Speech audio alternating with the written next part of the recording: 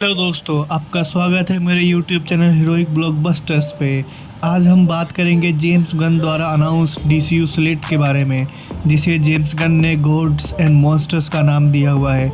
ये DCU के first phase की तरह है।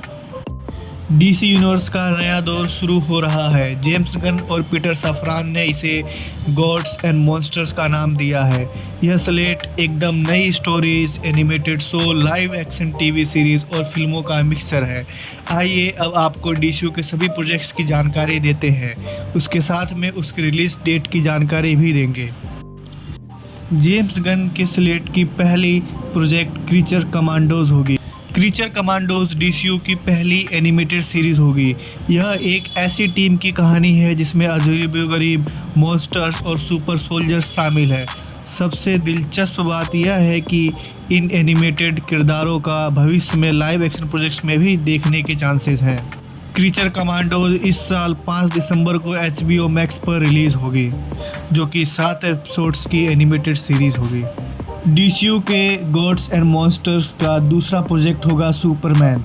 यह फिल्म DCU को रिबूट करेगी।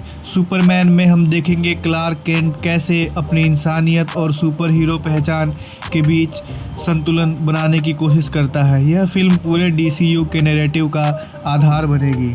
यह फिल्म 11 जुलाई 2025 को रिलीज़ होगी। इस फेज़ का तीसरा प्रोजेक्ट है वॉलर, जो कि एक टीवी सीरीज़ होगी। यह 2025 में रिलीज़ होने वाली है। वॉलर सीरीज़ में अमांडा वॉलर की मिस्टीरियस और डेंजरस दुनिया दिखाई जाएगी। यह सीरीज़ पीसमेकर के इवेंट्स के बाद होगी और इसमें DCU के कुछ और किरदारों को भी इंट्रोड्यूस किया जाएगा। गॉड्स एंड मॉन्स्टर्स के चौथे प्रोजेक्ट का नाम है द अथॉरिटी। यह मूवी 2026 में रिलीज़ होने वाली है। द अथॉरिटी एक सुपर हीरो टीम की कहानी है जो सही और गलत की बाउंड्रीज को चुनौती देती है। वे दुनिया में बदलाव लेने के लिए किसी भी हद तक जाते हैं। इस मूवी में आपको ऐसे सुपर हीरो दिखेंगे जो पहले कभी लाइव एक्शन मूवीज़ में नहीं दिखे हैं। गॉड्स एंड मॉन्स्टर्स सीरीज़ का अगला प्रोजेक्ट है Batman the Brave and the Bold. यह फिल्म DCU में एक नए बैटमैन को इंट्रोड्यूस करेगी। The Brave and the Bold में बैटमैन और उसके बेटे डेमियन वेन की कॉम्प्लिकेटेड लेकिन इमोशनल कहानी दिखाई जाएगी। डेमियन वेन ही आगे चलकर रॉबिन बनेगा। अगले प्रोजेक्ट की बात करें तो अगला प्रोजेक्ट है लांटन्स। इसकी टीवी सीरीज़ आएगी जो कि HBO Max पर 2025 में रिलीज़ होगी। लांटन्स एक इंटरगैलेक्टिक डिटेक्टिव थ्रिलर सीरीज़ है। यह हेल जॉर्डन और जॉन स्टुअर्ट को एक मिस्टीरियस केस की जांच करते हुए दिखाएगी।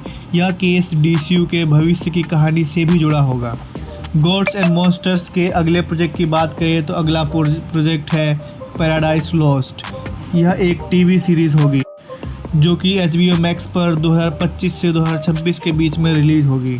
पैराडाइज लॉस्ट सीरीज़ हमें वंडर वुमन के जन्म से पहले की घटनाओं में ले जाएगी और यह थेमेस्किरा में गेम ऑफ थ्रोन्स के स्टाइल में पावर और पॉलिटिक्स के संघर्ष को दिखाएगी। अगर हम अगले प्रोजेक्ट की बात करें तो वह है बूस्टर गोल्ड की टीवी सीरीज़। यह भी HBO Max पर 2026 के आसपास ही रिलीज़ होगी। बूस्टर गोल्ड की कहानी एक ऐसे व्यक्ति की है जो फ्यूचर से वापस आकर पास्ट में खुद को सुपर हीरो के रूप में साबित करना चाहता है। यह सीरीज़ कॉमेडी और एडवेंचर का अनूठा मिक्सचर होगी। अगर हम अगले प्रोजेक्ट की बात करें तो अगला प्रोजेक्ट होगा super girl woman of tomorrow. इसकी रिलीज डेट 2027 के आसपास है। यह फिल्म सुपर गर्ल के मुश्किल और संघर्षपूर्ण यात्रा को दिखाएगी।